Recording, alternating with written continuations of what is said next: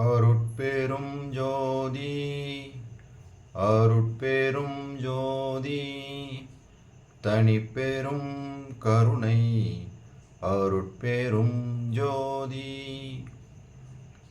எல்லாம் செயல் கூடும் என் ஆணை அம்பலத்தே எல்லாம் வல்லான் தனையே ஏத்து. ஓம் ஸ்ரீ ராமலிங்காபயம். ஓம் ஸ்ரீ ராமலிங்காபயம். ஓம் ஸ்ரீ ராமலிங்காபயம். எல்லோருக்கும் வணக்கம். இது எனது யூடியூப் சேனலான எல்லாம் செயல் கூடும் வள்ளலார். நான் வள்ளலார் முத்து பேசுகிறேன். இன்றைய பதிவில் நாம் அடியார் பேறு என்ற தலைப்பின் கீழ் வரும் இரண்டாவது பாடலுக்கான விளக்கத்தை பார்ப்போம். முதலில் நான் பாடல் வரிகளை படிக்கிறேன், பின்பு விளக்கத்தை பார்ப்போம். பையார் பாம்பு கொடியதென பகர்வார் அதற்கும் பரிந்து முன்னால் ஐயா கருணை அளித்தனை என்னளவில் இன்னும் அளித்திலையே.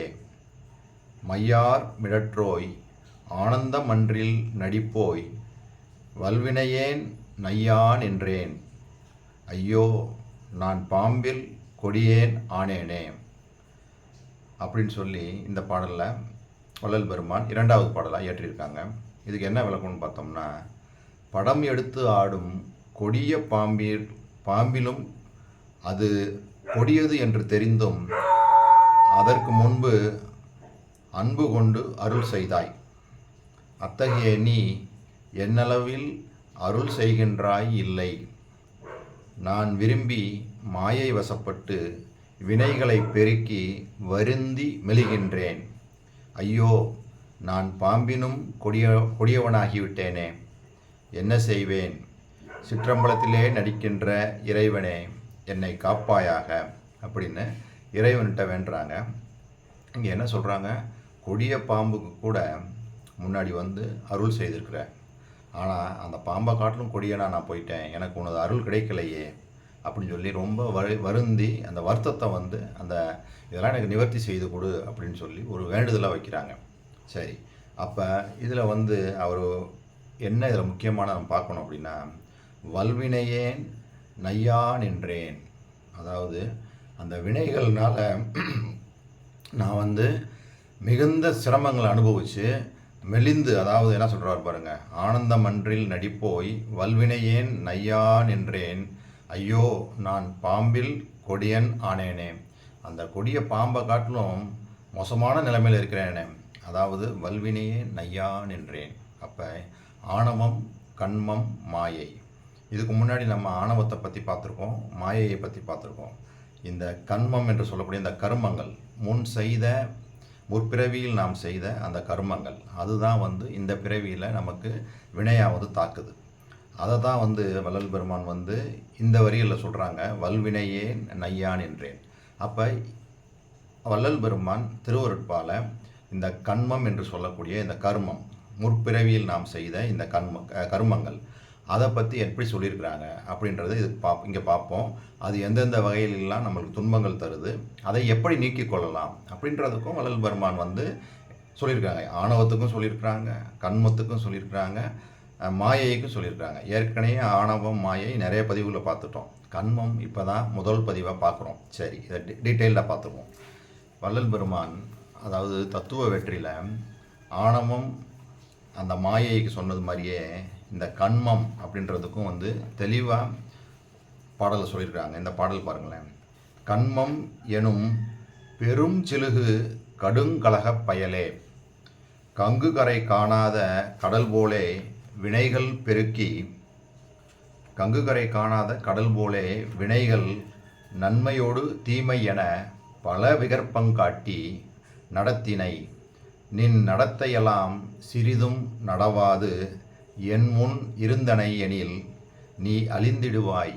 அதனால் இக்கணத்தே நின் இனத்தோடு ஏகுக. நீ இலையேல் இன்மையுற மாய்த்திடுவேன்.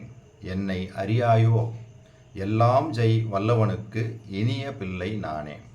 பாருங்க, அந்த கண்மம் எனும் பெரும் சிலுகு கடுங்கலக பயலே.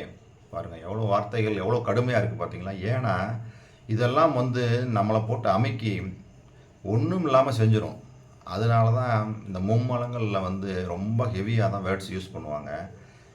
இந்த பெரும் சிலுகு பயல் அப்படின்னா அற்ப பயல், அதாவது சிலுகுனா அச்சம், சுருங்குதல், சிறுமைப்படுதல், அதாவது நம்ம அச்சப்பட வச்சு சிறுமைக்கு உள்ளாக்குறது.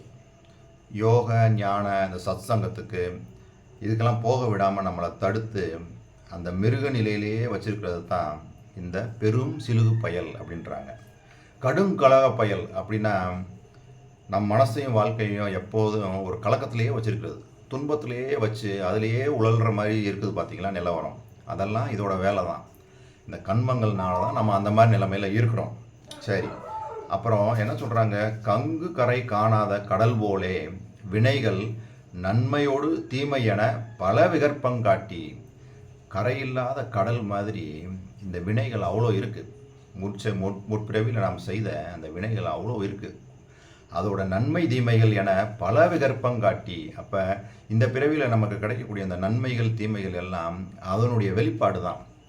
அப்போ நம்மளுக்கு வரக்கூடிய இன்பம் துன்பம் ஆரோக்கியம் நோய் புகழ் பழி எல்லாமே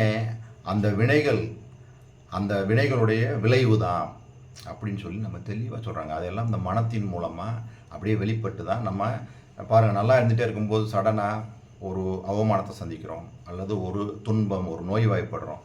இதெல்லாம் இந்த வினைகளுடைய தாக்கம்.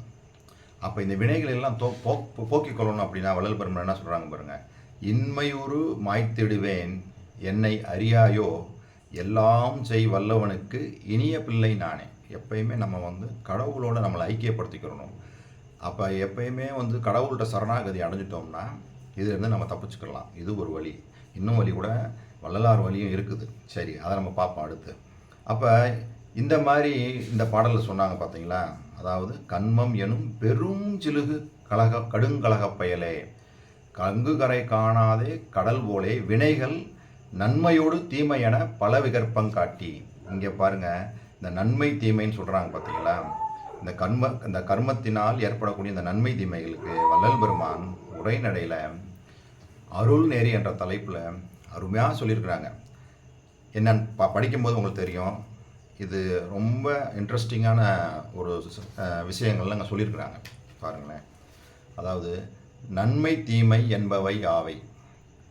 நன்மை தீமை என்பவை புண்ணிய பாவம். புண்ணியம் என்பது ஆரம்பத்தில் செய்வதற்கும் அனுபவிப்பதற்கும் முயற்சிப்பதற்கும் துக்கமாயும் பின் சுகமாயும் விளங்கும். பாவம் என்பது ஆரம்பத்தில் சுகமாயும் பின் துக்கமாயும் இருக்கும் அப்படின்னு சொல்லிட்டு, புண்ணிய பாவங்கள் நம்மை எவ்வாறு அடைகின்றன? மனம் வாக்கு காயம் என்னும் மூன்றினாலும் அடையும். பாருங்கள், எப்படி நன்மை தீமைகள்னால் என்னன்னு சொன்னாங்க, அதுதான் புண்ணிய பாவம்ன்றாங்க. அந்த புண்ணிய பாவங்கள் இப்போ நம்ம இந்த பிறவிலையும் எப்படிலாம் அடையணும் பாருங்கள். அப்போ சென்ற பிறவியில் நம்ம எப்படிலாம் இருந்திருந்தோம்னா அதனால தான் அதோடய வினைகள் வருதுன்னு சொல்கிறாங்க. இப்போ இதை பார்க்கும்போது தெரிஞ்சிடும். இப்போ இந்த பிறவியில் மனம் வாக்கு காயம் இதனால் நம்ம செய்யக்கூடிய அந்த செயல்கள் தான் வினையாக மாறுது. அதுக்கேற்ற அந்த நன்மை தீமைகளுக்கு ஏற்ற மாதிரி வினைகள் வருது அப்படின்றது தான் வள்ளல் பெருமானுடைய கருத்து. தெளிவாக சொல்கிறாங்க பாருங்கள். புண்ணிய பாவங்கள் நம்மை எவ்வாறு அடைகின்றன? மனம் வாக்கு காயம் எனும் மூன்றினாலும் அடையும். மேலும் மனத்தினிடத்தில் 4 வகையும் வாக்கினிடத்தில் 4 வகையும் சரீரத்தினிடத்தில், அதாவது இந்த காயம் சொன்னாங்க பார்த்தீங்களா, சரீரத்தினிடத்தில் 4 வகையும் ஆக 12 வகையாய் நம்மை அடையும். அவையாவன: மனத்தினால் பரதாரக மனம் பண்ண நினைத்தல், அந்நியருடைய சொத்தை கிரகிக்க நினைத்தல், அந்நியருக்கு தீங்கு செய்ய நினைத்தல், முடியாத காரியங்களை நினைத்து அக்காரியம் அந்நியர்களுக்கு முடிந்ததை நினைத்து பொறாமையடைதல். இவை 4ம் மனத்தினால் செய்யும் பாவங்கள். கிளியர் ஆயிடுச்சுங்களா? வாக்கினால் செய்யும் பொய் சொல்லல், கோட்சொல்லல், புறங்கூறல், வீணுக்கு அழுதல், இவை 4ம் வாக்கினால் உண்டாகும் பாவங்கள். அடுத்து சரீரம். தேகத்தினால் பிறர் மனைவியை தழுவுதல், புசிக்கத்தகாத வேத விரோத ஆகாரங்களை புசித்தல், அந்நியர்களை இம்சை செய்வித்தல், தீங்கு செய்கின்றவர்களை தடுக்காமல் அவர்களுக்கு உபகாரம் செய்தல், இந்த 4ம் தேகத்தால் உண்டாகும் பாவங்கள். இவை போன்றவற்றை தவிர்த்து அந்நியர்களுக்கு நன்மை உண்டாக நினைத்தல், பொறாமை அடையாமல் இருத்தல், அந்நியர் சொத்தை தனதாக எண்ணாது இருத்தல், தனது மனைவி தவிர அந்நியமான பெண்களை தாய் சகோதரி முதலியவர்களாக சிந்தித்தல், இவை மனத்தால் வரும் புண்ணியங்கள். பொய் சொல்லாமை, கோட்சொல்லாமை, இன்சொல்லாடல், தோத்திரம் செய்தல், இவை 4ம் வாக்கினால் உண்டாகும் புண்ணியங்கள். அந்நியர்களுக்கு தீங்கு உண்டாகுங்கால் விலக்கல் முதலான நன்மையான கிருத்தியங்கள் எல்லாம் தேகத்தால் உண்டாகும் புண்ணியங்கள். இப்போ பாவம்னா என்ன, புண்ணியம்னா என்னன்னு தெளிவாக சொல்லிட்டாங்க. சொன்னவங்க அறிந்து செய்த பாவங்கள்னா என்ன, அறியாது செய்த பாவங்கள்னா என்ன, இது 2 செஞ்சதுனால நம்மளுக்கு என்ன மாதிரி பிறவி கிடைக்கும் அப்படின்றது இங்கே சொல்கிறாங்க. அறிந்து செய்த பாவங்களும் அறியாது செய்த பாவங்களும் எவ்வாறு நீங்கும்? அறிந்த பாவங்கள் செய்த பின் தனக்கு பாவம் செய்ததாக எந்த வகையிலாவது தெரிந்த பின், நாம் பாவச்செய்கையை முன்னமே தெரிந்தும் மோகத்தாலும் மறதியாலும் அபிமானத்தாலும் அகங்காரத்தாலும் செல்வ செருக்காலும் தாட்சிணிய உடன்பாட்டாலும் உணவு பற்றியும் புகழ் பற்றியும் வழக்கம் பற்றியும் செய்துவிட்டோமே என்று பச்சாதாபப்பட்டு பெரியோர்களை அடுத்து அவர்களால் நியமனம் செய்யப்படும் பிராயச்சித்தங்களை கைக்கொண்டு அவ்வண்ணம் இச்சரீரத்தை தவத்தாலும் விரதத்தாலும் இளைக்கச் செய்வதுமன்றி யாத்திரையாதி மேற்கொண்டு புண்ணியஸ்தலங்களுக்கு சென்று வசித்து இயன்ற அளவில் அன்னவிரயம் செய்தால் நீங்கும். மேலும் சக்தியற்றவர்களாயும் வார்த்திகர்களாயும் உள்ளவர்கள் மகான்களுக்கு தொண்டு செய்தால் நீங்கும். மகான்கள் நேரிடாத பட்சத்தில் பச்சாதாபத்துடன் பாவ காரியங்களை செய்யாமலும் பாவிகளுடைய கூட்டத்தில் பழகாமலும் திருவருளை சிந்தித்து அவர்கள் தரத்திற்கு ஒத்த தெய்வங்களை சிந்தித்து கொண்டிருந்தால் நீங்கும். இதெல்லாம் அறிந்து செய்யக்கூடிய பாவங்கள். என்ன சொல்கிறாங்க, இதெல்லாம் நம்ம பண்ணிட்டோம், நம்மளுக்கு தெரிய வந்துருச்சு, ஏதோ ஒரு வகையில் நம்ம தெரிஞ்சுக்கிட்டோம், ஐயோ அந்த பாவம் நம்ம செஞ்சிட்டோம்னு தெரிய வந்த உடனே இம்மிடியேட்டாக ரெமிடி பண்ணணும். என்ன சொல்கிறாங்க, பெரியோர்களை பார்த்து இப்படிலாம் பண்ணிட்டேயான்னு அவங்ககிட்ட கேட்டவுடனே அவங்க சில அறிவுரைகள்லாம் சொல்கிறாங்க பார்த்தீங்களா, அதோ ஃபாலோ பண்ணுறது. அப்புறம் அந்த க்ஷேத்திரங்களுக்கெல்லாம் போய் அன்னவிரயம் செய்கிறது, அந்த மாதிரிலாம் சொல்கிறாங்க. புண்ணியஸ்தலங்களுக்கு சென்று வசித்து இயன்ற அளவில் அன்னவிரயம் செய்தால் நீங்கும்ன்றாங்க. அதெல்லாம் செய்கிறதுக்கு எனக்கு சக்தி இல்லை, வயதாயிருச்சு, என்னால் போக முடியல அப்படின்னா மகான்களுக்கு தொண்டு செய்தால் நீங்கும்.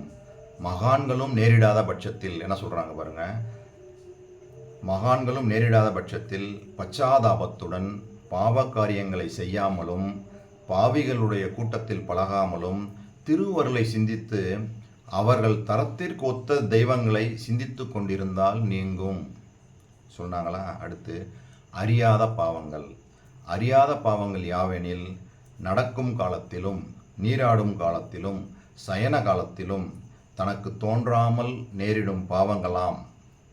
அதாவது நம்ம அறியாமல் செய்யக்கூடிய பாவங்கள்.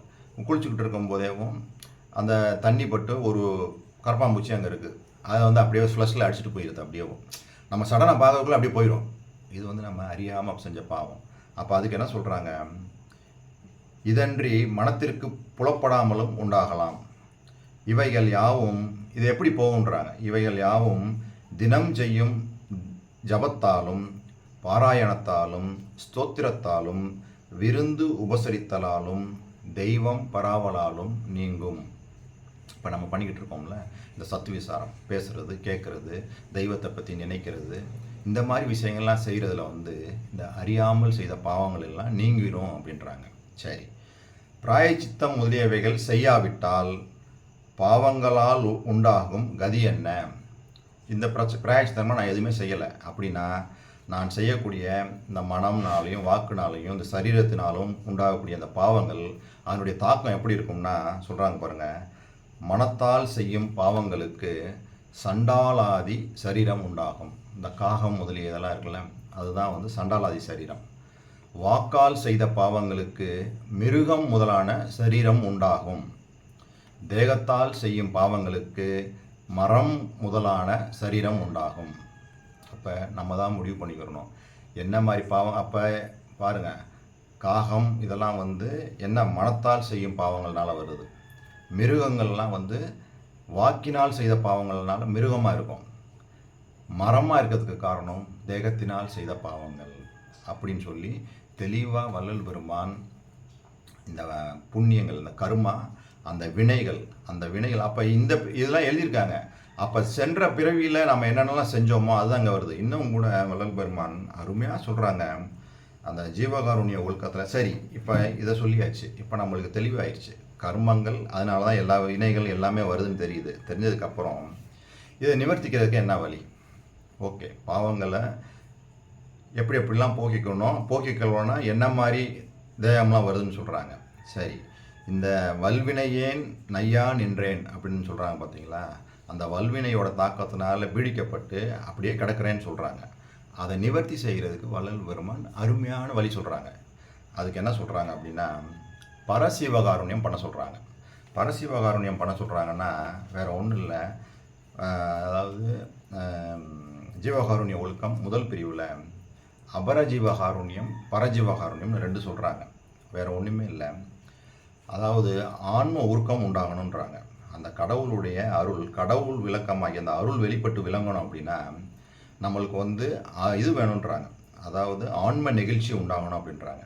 அந்த ஆன்ம நெகிழ்ச்சி உண்டாகிறதுனா எதனால உண்டாகும் அப்படின்னா, பிற ஜீவர்கள் அவர்கள் படக்கூடிய பசி, தாகம், பிணி, இச்சை, எளிமை, பயம், கொலை இதெல்லாம் மற்ற ஜீவர்களுக்கு ஏற்படுறதை பார்த்தா நம்மளுக்கு ஆன்ம அந்த நெகிழ்ச்சி உண்டாகும் அப்படின்றாங்க. ஆன்ம நிகழ்ச்சி அல்லது ஆன்ம உருக்கம் உண்டாகுன்றாங்க. அது வந்து அந்த ஆன்ம நிகழ்ச்சி ஆன்ம உருக்கம் உண்டாக தான் நம்மளுக்கு வந்து என்ன கிடைக்குதுன்றாங்க, அந்த கடவுள் அருள் வந்து வெளிப்பட்டு விளங்குன்றாங்க. அந்த வெளிப்பட்டு விளங்க அதிலிருந்து கடவுள் இன்பம் அனுபவமாகி பூரணமாகுன்றாங்க. இதுதான் கடவுள் வழிபாடுன்னே சொல்கிறாங்க. இந்த இடத்துல அபர ஜீவகாருண்யம்ன்றது வந்து எதை சொல்கிறாங்கன்னா, பசி கொலையை மட்டும் தவிர்த்துட்டு மீதி இருக்குது பார்த்தீங்களா, தாகம், பிணி, இச்சை, எளிமை, பயம். அதாவது பசியினால் வரும் துன்பமும் கொலையினால் வரும் துன்பமும் தவிர மற்றவைகளால் வரும் துன்பங்களை மாற்றுவது அபரஜீவகாருண்யம். அதாவது தாகம், பிணி, இச்சை, எளிமை, பயம் இதை மட்டும் நீக்கிட்டோம்னா அதுதான் அபரஜீவகாருண்யம். ஆதலால் இதில் என்ன கிடைக்கும்னா, இவ்வுலக இன்பம் மாத்திரம் சிறிது உண்டு பண்ணும். இது பண்ணினோம்னா இந்த உலகத்தில் சிறிது இன்பம் கிடைக்கும். அதை வச்சுட்டு நம்ம வாழ முடியும். பரஜீவகாருண்யம்னா என்னன்னா, அந்த சொன்ன அந்த அவஸ்தைகள், ஜீவர்கள் படும் அவஸ்தைகளில் பசி, கொலை அது ரெண்டை மட்டும் எடுக்கிறாங்க. பசியினால் வரும் துன்பத்தையும் கொலையினால் வரும் துன்பத்தையும் நிவர்த்தி செய்விப்பது பரஜீவகாருண்யம். ஆதலால் இவ்வுலக இன்பங்களையும் அளவிறந்த சித்தி இன்பங்களையும் எக்காலத்தும் அழியாத முக்தி இன்பத்தையும் அருளால் அடையப்படும் அப்படின்னு சொல்லியே சொல்கிறாங்க. அதாவது பசியினால் வரக்கூடிய துன்பத்தையும் கொலையினால் வரும் துன்பத்தையும் நிவர்த்தி செய்விப்பது பரஜீவகாருண்யம். இது செஞ்சால் என்ன கிடைக்கும் அப்படின்னா, அளவிறந்த சித்தி இன்பங்களும் எக்காலத்தும் அழியாத முக்தி இன்பங்களையும் அருளால் அடைவிக்கும்னு சொல்கிறாங்க. அப்போ இதை செஞ்சோம் அப்படின்னா நம்மளுக்கு வந்து என்ன சொல்லிடுறாங்க, முக்தி இன்பமே கிடைக்குதுன்றாங்க. முக்தின்னா என்ன, ஆணவம், கண்மம், அந்த மாயை அப்படின்னு சொல்லக்கூடிய அந்த மும்மலங்களும் முற்றிலுமாக நீங்கினா தான் நம்மளுக்கு முக்தியே கிடைக்கும். அப்போ இந்த பரஜீவகாருண்யம் பண்ணாலே முக்தி கிடைக்கும்னு சொல்லிடுறாங்க. அப்போ இதிலிருந்து நம்ம வள்ளலார் சொல்லக்கூடிய வழி, இந்த கண்மம் என்ற முன்பிறவிகளில் வரக்கூடிய இந்த துன்பங்களை நீக்கிக் கொள்ளலாம். இன்னும் கூட வள்ளல் பெருமான் சொல்கிறாங்க, இந்த முற்பிறவி துன்பங்கள், இப்போ ஒருத்தர் வந்து பசியினாலும் தாகத்தினாலும் அவதிப்படுறாருன்னா அதுக்கு காரணம் என்னன்னு சொல்கிறாங்க, ஜீவர்கள் முன் தேகத்திலே செய்த புண்ணிய பாவ கர்மங்கள் இந்த தேகத்திலும் வரும். முன்பிறப்பில் ஜீவகாருண்ய ஒழுக்கத்தை விட்டு துன்மார்க்கத்தில் நடந்த ஜீவர்களை இந்த பிறப்பில் பசி, தாகம் முதலியவற்றால் துக்கப்படச் செய்வது கடவுள் அருளாக்கினை நியதி. பாருங்கள், அப்போ இந்த பிறவியில் ஒருத்தவங்க பசி தாகத்தினால சிரமங்களை அனுபவிக்கிறாங்கன்னா இதுக்கு முந்தைய பிறவியில் அவங்க வந்து ஜீவகாருண்ய ஒழுக்கத்தில் பயிலாமல் துன்மார்க்கத்தில் போயிருக்காங்க, அதனால தான் இந்த துன்பங்களை இப்போ இந்த பிறவியில் அனுபவிச்சுக்கிட்டு இருக்காங்கன்னு சொல்லி தெளிவாக இந்த ஜீவகாருண்யம் முதல் பிரிவிலே பதிவு பண்ணியிருக்கிறாங்க. அப்போ அதெல்லாம் போக்கணும்னா என்ன பண்ண சொல்கிறாங்க? இந்த பரஜீவகாருண்யம் பண்ண சொல்கிறாங்க. பிற உயிர்களுக்கு உண்டாகக்கூடிய பசி கொலை அது ரெண்டையும் தவிர்த்துட்டோம்னா முக்தியே கிடைக்குன்றாங்க. முக்தினா என்ன? இந்த ஆணவம் கண்மம் மாயை இந்த மும்மலங்களும் நீங்கினா தான் அந்த முக்தியே கிடைக்கும். அது கிடைக்குதுன்னு சொல்லிடுறாங்க. அப்போ நம்ம பரஜீவகாருண்யம் செஞ்சிட்டோம்னாலே இதிலேருந்து தப்பிச்சுக்கலாம். மூணுலேயுமே தப்பிச்சுக்கலாம். ஆணவம் கண்மம் மாயை இந்த மூணில் இருந்துமே தப்பித்து கொள்ளலாம். இதுதான் வள்ளல் பெருமான் சொல்லக்கூடிய வழி. இப்படி தப்பிச்சுக்கிட்டோம் அப்படின்னா இந்த கண்ம விளைவினால் ஏற்படக்கூடிய துன்பம், விபத்து, ஆபத்து, நோய் எதுவுமே வராது. அதுவும் இல்லாமல் வள்ளல் பெருமான் எப்படி சொல்கிறாங்கன்னா, ஜீவகாருண்யம் உள்ள சம்சாரிகளுக்கு ஊழ்வினையாலும் அஜாக்கிரதையினாலும் எவ்வித துன்பங்களும் நேராது அப்படின்னு தெளிவாக சொல்கிறாங்க. இந்த ஊழ்வினைன்னு சொல்கிறாங்க பார்த்தீங்களா, அது அஜாக்கிரதை. நம்ம வந்து ஜாக்கிரதை இல்லாமல் செஞ்சக்கூட அந்த தலைக்கு வந்து தலைப்பாயோட போதும்னு சொல்கிறாங்க பாருங்கள். அதெல்லாம் யாருக்கு கிடைக்கும்? ஜீவகாருண்யம் உள்ள சம்சாரிகளுக்கு இதெல்லாம் கிடைக்குதுன்றாங்க. அப்போ வள்ளல் பெருமான் சொல்லக்கூடிய அந்த தயா நெறின்றது எவ்வளோ முக்கியத்துவம் பெறுது பாருங்கள். இப்போ எல்லா இடங்கள்லையும் நம்ம தயாவோடு இருக்கணும், ஜீவகாருண்யத்தோடு தான் இருக்கணும். அது இல்லாத ஜீவகாருண்யம் இல்லாத செயல்கள் எல்லாமே இதுன்னு சொல்கிறாங்க. ஜீவகாருண்யம் மற்ற செயல்கள் எல்லாமே செயல்களே இல்லைன்றாங்க. எல்லா செயல்களுமே ஜீவகாருண்யத்தோடு தான் செய்யணும். ஜீவகாருண்யம் மற்ற செயல்கள்லாம் வந்து மாயாஜால செயல்கள்ன்றாங்க. ஃபுல்லாக மாயாஜாலம், அதெல்லாம் ஒன்றுமே இல்லை. எல்லாத்துலேயுமே வந்து ஜீவகாருண்யம் தான் தொக்கி நிற்கணும். அது எல்லாமே ஒரு செயலே செய்யக்கூடாது. அதெல்லாம் பாருங்கள் எவ்வளோ விஷயங்கள் சொல்லியிருக்கிறாங்க பாருங்கள். அப்போ நம்ம செய்ய வேண்டியது அதே சமயத்தில் கடவுளோட ஐக்கியப்படுத்திக்கிறாங்க. அந்த சிறு குரு பயலன்னு சொன்னாங்க பார்த்தீங்களா, நான் வந்து எல்லாம் செய்வல்ல வல்லவனுக்கு இனிய பிள்ளை நானே அப்படின்னு சொல்லி கடவுள்கிட்ட போய்விடணும் பாதத்துக்கு. அங்கே போகும்போது இந்த கண்மம் ஆணவம் கண்மம் மாயோட வேலைகள் ஒன்றுமே நம்ம பிடிக்க முடியாது. அதுக்கு தான் நம்ம ராமலிங்க அபயம்னு சொல்லி சொல்கிறது காரணம் அதுதான். நீ தான்ப்பா என்னை பார்த்துக்கிறோம்னு சொல்லி அவர் பாதங்களை படிஞ்சிட்டோம்னா வினைகளோ ஆணவமோ கண்மமோ மாயையோ எந்த தொந்தரவும் பண்ணாது. நம்ம மேலேறி போய்கிட்டே இருக்கலாம். இந்த வினைகளை எல்லாம் ஒழித்து அந்த முக்திக்கு வந்துடலாம். அந்த முக்தி ஸ்டேஜுக்கு அதுக்கப்புறம் ஞான சித்தி பட்டு அப்புறம் அம்மைய மாதல் என்று சொல்லக்கூடிய அந்த இறை சித்தியை நம்ம பெற்றுக்கொள்ளலாம். இதெல்லாம் தான் படிநிலைகள். அப்போ நம்மளையும் அந்த இது பண்ணி மேலேற்றணும் அப்படின்னா நம்ம வந்து இந்த மாதிரி விஷயங்கள் தான் நம்ம ஈடுபடுத்தணும். அப்போ ஜீவகாருண்யம் தான் நம்ம பேஸாக எடுத்துக்கிட்டு எல்லா விஷயங்கள்லையும் இது எந்தெந்த வகையெல்லாம் வருதுன்றதுலையும் விழிப்போடு இருக்கணும். மாயையினால் அது வருதா, எது நம்மளை தடுக்குது, இதனால தான் நம்ம துன்பங்கள்லாம் அனுபவிக்கிறோம்னு தெளிவாக சொல்லியிருக்காங்க பாருங்கள். போன பிறவியில் நம்ம இந்த ஜீவகாருண்யம் இல்லாமல் துன்மார்க்கத்தில் இருந்ததுனால தான் இந்த பிறவியில் இந்த துன்பங்களை நம்ம அனுபவிக்கிறோம் அப்படின்றாங்க. அப்போ இந்த பிறவியிலையும் நம்ம அதே பாவங்களையும் இதையும் செஞ்சுட்டு இருந்தோம்னா என்ன நடக்கும்? அவர் ஏற்கனவே சொன்னேன் பார்த்தீங்களா, அந்த அருள் நெறியில் சொல்லியிருந்தாங்கல்ல, என்னென்ன பிறவி கிடைக்கும்னு சொல்கிறாங்க பாருங்கள். மனதினால் செய்யும் பாவங்கள், வாக்கினால் செய்யும் பாவங்கள், இந்த தேகத்தினால் செய்யும் பாவங்கள், மொத்தம் 4 நாள் 8 நாள் 12 பாவங்கள் சொன்னாங்க. அதை எப்படி நிவர்த்தி செய்து கொள்ளணும்னு கூட சொல்லியிருக்காங்க. நிவர்த்தி செய்யலைன்னா என்ன நடக்கும், என்ன மாதிரி தேகம் கிடைக்கணும்னு சொல்லியிருந்தாங்க. அப்படி சொன்னவங்க அது வராமல் இருக்க வழிமுறைகளும் சொல்கிறாங்க. எல்லாமே வள்ளல் பெருமான் சொல்லியிருக்காங்க. நம்ம தான் எடுத்து அதை பயன்படுத்தி பயன்பாட்டுக்கு கொண்டு வந்து பயன்பெறணும். அதுக்கு தான் அந்த கருணையே நிறைந்த அந்த வள்ளல் பெருமான் சொல்லியிருக்கிறாங்க. இதையெல்லாம் நாம் அனைவரும் பெற்று பயன்பெறுவோம். இதுவரை நான் சொன்ன இந்த விஷயங்கள் எல்லாம் உங்களுக்கு புரிஞ்சிருக்குன்னு நினைக்கிறேன். இதுவரைக்கும் பொறுமை காத்து எனது வீடியோவை பார்த்தவங்களுக்கு கோடான கோடி நமஸ்காரங்களும் நன்றிகளும். மீண்டும் நாளைய பதிவில் நாம் 3வது பாடலுக்கான விளக்கத்தை பார்ப்போம். அருட்பெரும் ஜோதி அருட்பெரும் ஜோதி தனி பெரும் கருணை அருட்பெரும் ஜோதி.